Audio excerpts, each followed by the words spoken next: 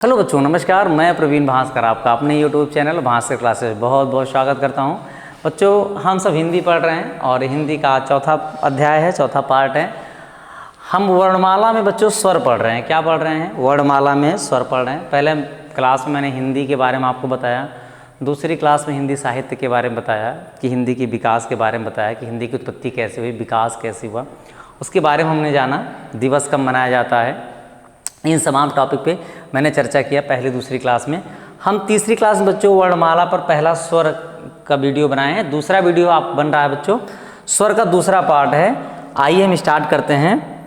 तो शुरू करते हैं बच्चों। सबसे पहले हमने आपको बताया था कि वर्ण किसे कहते हैं, वर्णमाला किसे कहते हैं, मात्रा के आधार पर स्वर कितना होता है और किसकी क्या मात्रा होती है, कौन कहाँ से बोला जाता है, इन सारे टॉपिक पे मैंने चर्चा किया था पहली क्लास में बच्चों। आज दूसरी क्लास है हमारी, स्वर पे आधारित आज हमारी दूसरी क्लास है। जैसे उच्चारण के लिए हम पढ़ रहे हैं, तो उच्चारण में आज हमारा जो टॉपिक है बच्चों वो है बच्चों हमारे होंठ के आधार पे। किसके? होंठ के आधार पे। जब हम स्वरों का उच्चारण करते हैं या व्यंजन का उच्चारण करते हैं तो हमारे मुख से ही तो क्रियाएं होती हैं। तो होंठ के आधार पे हम पढ़ रहे हैं बच्चों। किसके आधार पढ़ रहे हैं? होंठ के आधार पे कि जब हम स्वरों का उच्चारण करते हैं तो होंठ किस तरह से क्रिया करते हैं, उसी के बारे में हम जानेंगे। अगर आपसे परीक्षा में पूछे होंठ के आधार पे स्वर के कितने भेद होते हैं तो हम बताएंगे बच्चों कि होंठ के आधार पे स्वर कितने भेद होते हैं? 2। या तो हमारा होंठ बोलते समय वृत्ताकार होगा, वृत्तामुखी होगा, या तो अवृत्तामुखी हो गया, अर्थात या तो गोल हो जाएगा या तो गोल नहीं होगा। तो पहला होता है वृत्तामुखी। क्या होता है? वृत्तामुखी। अर्थात जिन स्वरों के उच्चारण करते समय, बोलते समय होंठ क्या हो जाएं, गोलाकार हो जाएं या वृत्ताकार हो जाते हैं, उन्हें क्या कहते हैं बच्चों? उन्हें वृत्तामुखी कहते हैं। क्या कहते हैं बच्चों? उन्हें वृत्तामुखी कहते हैं। जैसे ऊ कहते हैं बच्चों। क्या कहते हैं? ऊ कहते हैं तो जो मुंह का आकार है वो गोला जैसा हो जाता है। गोल पूरे नहीं हो पाता है लेकिन गोला जैसा हो जाता है, इसलिए ऊ और ओ और औ, चाहे ऊ बोलेंगे चाहे औ बोलेंगे, तो जो हमारा मुख है, जो मुंह की बनावट है बच्चों, वो कैसी हो जाएगी? गोलाकार हो जाएगी या वृत्ताकार हो जाएगी। तो इसमें ऊ है और ओ और औ है बच्चों। कभी कभी ये भी पूछ जाता है कि वृत्तामुखी स्वरों की संख्या कितनी होती है। क्या पूछ लेता है? तो वृत्तामुखी स्वरों की संख्या बच्चों क्या होती है? वृत्तामुखी स्वरों की संख्या होती है 4। कितनी बताएंगे आप? वृत्तामुखी स्वरों की संख्या होती है 4। अगर ये आपसे पूछ ले कि कौन कौन होते हैं तो ये चारों मैंने लिखा है, आप देख सकते हैं। ऊ, ओ, औ। ठीक है। दूसरा है इसका आवृत्तामुखी। क्या होता है? आवृत्तामुखी। तो वृत्तामुखी का जस्ट अपोजिट, जस्ट विपरीत, उल्टा बच्चों क्या होता है? आवृत्तामुखी। अर्थात जिन स्वरों के उच्चारण में दोनों होंठ गोलाकार या वृत्ताकार नहीं होते हैं। क्या हो बच्चों? गोलाकार या वृत्ताकार नहीं होते हैं, उसे आवृत्तामुखी कहते हैं। आवृत्तामुखी स्वर कहते हैं। जैसे आ बोलना हो, ई बोलना हो, तो हमारा मुख गोला नहीं हो रहा बच्चों, ई आ नहीं हो रहा है। ए बोलना है, ए नहीं हो रहा है। तो इस तरह से हमारे पास ये 6 अक्षर हैं बच्चों, 6 वर्ण हैं जो बोलते समय से आ, ई, ए, ये 6 हैं जो कि बोलते समय हमारा होंठ बच्चों गोलाकार या वृत्ताकार नहीं हो रहा है। अगर इसकी भी संख्या पूछी जाए तो बच्चे कितना बताएंगे? 6 बताएंगे। तो अगर आपको होंठ के आधार पर पूछा जाए, अगर जीभ के आधार पर पूछा जाता है बच्चों कितना बताते हैं? जीभ के आधार पर 3 बताते हैं, अग्र, मध्य और पश्च। पिछली क्लास में मैंने सारी चीज़ें डिटेल से बच्चों आपको पढ़ाई है कि वर्ण क्या है, भाषा की छोटी इकाई क्या है, बड़ी इकाई क्या है, ये सारी चीज़ों पे मैंने चर्चा किया है। अगर वृत्तामुखी स्वरों की संख्या पूछे 4, अवृत्तामुखी स्वरों की संख्या पूछे तो क्या हो जाएगा? 6 हो जाएगा बच्चों। क्या हो जाएगा? 6 हो जाएगा। ये हो गया आपका होंठ के आधार पे। अगला होता है बच्चों जीभ के प्रयोग के आधार पे। जीभ की भी भूमिका होती है, जीभ नहीं तो हम बोल ही नहीं सकते हैं। तो जीभ की भी भूमिका होती है बच्चों। जीभ के आधार पे स्वर के कितने भेद होते हैं? अगर हमसे केवल इतना ही पूछ ले कि जीवा के आधार पे स्वर के कितने भेद होते हैं तो हम 3 बता देंगे। होंठ के आधार पे पूछ ले बच्चों तो कितना बता देंगे? 2 बता देंगे। जीभ के आधार पे 3 है, अग्र है, मध्य है और पश्च है। क्या होता है?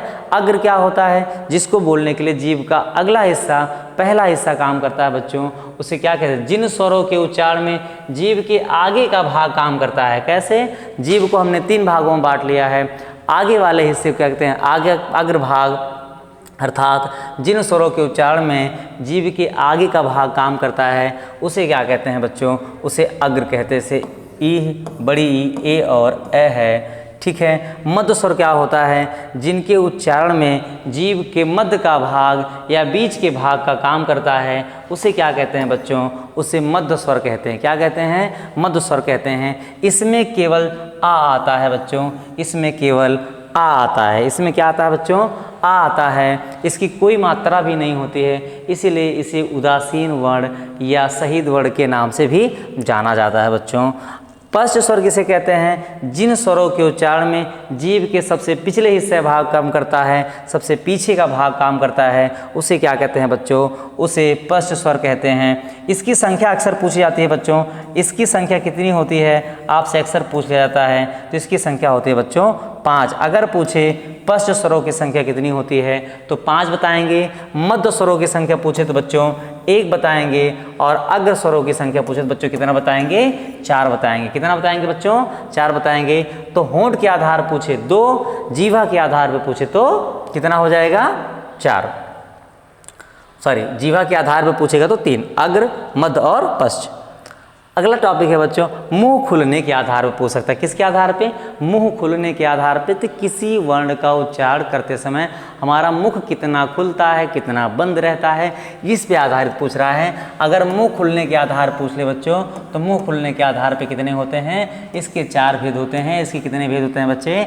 4। पहला होता है विवृत स्वर। क्या होता है? विवृत होता है जिन स्वरों के उच्चारण में मुख पूरा खुलता है। आ कहने से मुख हमारा पूरा खुलता है, तो आ कहने से पूरा मुख खुलता है, इसलिए विवृत स्वर क्या है बच्चों? आ है। अर्ध विवृत क्या होता है? अर्ध विवृत क्या होता है? अर्ध विवृत क्या होता है? अर्ध विवृत क्या होता है बच्चों? जिन स्वरों के उच्चारण में मुख आधा खुलता है, पूरा नहीं खुलता है बच्चों, आधा खुलता है। आ, ए, ओ, पूरा मुख नहीं खुला है बच्चों, इसलिए जिन स्वरों के उच्चारण में मुख आधा खुलता है उसे अर्ध विवृत कहते हैं। क्या कहते हैं बच्चों? अर्ध विवृत कहते हैं। इनकी संख्या कितनी होती है? इनकी संख्या 3 होती है। विवृत स्वरों की संख्या केवल 1 होती है। कितनी होती है बच्चों? 1 होती है। समृद्ध किसे कहते हैं बच्चों? जिन स्वरों के उच्चारण में मुख लगभग आधा बंद रहता है। मुख लगभग क्या होता है? आधा नहीं बच्चों, मुख लगभग क्या होता है? बंद होता है। जैसे ई, ऊ, ई कहना हो, ऊ कहना हो तो हमें मुख खोलने की ज़रूरत नहीं है। ई हम कह सकते हैं बिना मुख खोले बोल सकते हैं ई, ऊ। तो जिन स्वरों के उच्चारण में मुख लगभग पूरा बंद होता है बच्चों उसे कहते हैं समृद्ध। इनकी संख्या पूछे बच्चे तो 4 होती है। कितनी होती है? 4 होती है। क्या होती है बच्चों? 4 होती है। फिर विवृत आता है बच्चों, जिन स्वरों के उच्चारण में मुख लगभग आधा बंद होता है उसे अर्ध समृद्ध स्वर कहते हैं। उसे क्या कहते हैं बच्चों? उसे क्या कहते हैं? इसमें थोड़ा सा विवृत, अर्ध विवृत हो गया, समृद्ध, ये अर्ध समृद्ध है बच्चों। ये गलत लिख दिया बच्चे ने, अर्ध समृद्ध है। क्या है? ये है अर्ध समृद्ध। क्या है बच्चों? अर्ध समृद्ध है। जिन स्वरों के उच्चारण में मुख लगभग आधा बंद होता है उसे अर्ध समृद्ध कहते हैं। क्या कहते हैं बच्चों? अर्ध समृद्ध स्वर कहते हैं। उसे अर्ध समृद्ध स्वर कहते हैं। इसमें केवल 2 वर्ण आते हैं, ए और ओ। क्या आते हैं बच्चों? ए और ओ। ठीक है, चलिए बच्चों क्लियर है। तो अगर आपसे विवृत स्वरों की संख्या पूछ लिया जाए तो विवृत स्वरों की अर्ध विवृत के पूछा जाए, किसका पूछा जाए? अर्ध विवृत का पूछा जाए तो 2 बताएंगे। विवृत का पूछा जाए तो केवल 1 बताएंगे। अर्ध विवृत का पूछा जाए तो 3 बताएंगे। समृद्ध का पूछा जाए तो कितना बताएंगे बच्चों? 4 बताएंगे। ये था आपका मुंह खुलने के आधार पे, इसके पहले जीभ के आधार पे और उसके पहले होंठ के आधार पे आज की क्लास में चल रहा है बच्चों। अगला है स्वर पुलु स्वर है। क्या है बच्चों, पुलुत स्वर है। हम सब जानते हैं कि पुलुत का प्रयोग बच्चों हिंदी में ना होकर संस्कृत में होता है, लेकिन कहीं कहीं कुछ विद्वान मानते हैं, तो आप जानते हैं कहीं कहीं कुछ विद्वानों ने पुलुत स्वर को भी स्वर के रूप में गणना किए हैं, परंतु पुलुत स्वर का प्रयोग केवल संस्कृत में होता है बच्चों, हिंदी में नहीं होता है, इसलिए इसे स्वर की श्रेणी में हिंदी में शामिल नहीं किया गया है। लेकिन कहीं कहीं कुछ विद्वान मानते हैं, कुछ अपवाद देखने को आपको मिलेगा, ठीक है। लेकिन अगर आपसे मात्रा के आधार पर स्वरों की संख्या पूछे, किसके आधार पे, मात्रा के आधार पे 10 और कुल स्वरों की संख्या पूछे बच्चों, कुल स्वरों की संख्या पूछे तो आप 11 बताओगे। और अयोगवाह को लेकर बच्चों पूछे, अयोगवाह को लेकर स्वरों की संख्या कितनी है, तो क्या बताएंगे बच्चों, 13 बताएंगे। क्या बताएंगे, 13 बताएंगे। पुलुत स्वर का जैसे बच्चों ओम होता है, क्या होता है, ओम, अर्थात जिसको बोलने में मूल स्वर का तिगुना समय लगता है। आ कहने से आ कहने से दुगना समय लगा, ओम कहने से मूल स्वर का तिगुना समय जिसमें लगता है बच्चों, उसे क्या कहते हैं, उसे पुलुत स्वर कहते हैं। क्या कहते हैं बच्चों, पुलुत स्वर कहते हैं। अगर आपसे कभी स्वरों की संख्या मात्रा के आधार पर पूछ रहा है 10 बताएंगे, कुल स्वरों की संख्या पूछ रहा है 11 बताएंगे, अयोगवाह को लेकर कह रहा है तो क्या बताएंगे बच्चों, 13 बताएंगे। मुंह खुलने के आधार पे हम 4 बताएंगे, विवृत, अर्धविवृत, संवृत और अर्धसंवृत। होंठ के आधार पे 2 बताएंगे बच्चों, वृत्तामुखी, आवृत्तामुखी। और यदि आपसे जीभा के आधार पर बच्चों पूछा जाए, जीभ के आधार पर पूछा जाए तो 3 बताएंगे, अग्र, मध्य और पश्च, अग्र, मध्य और पश्च।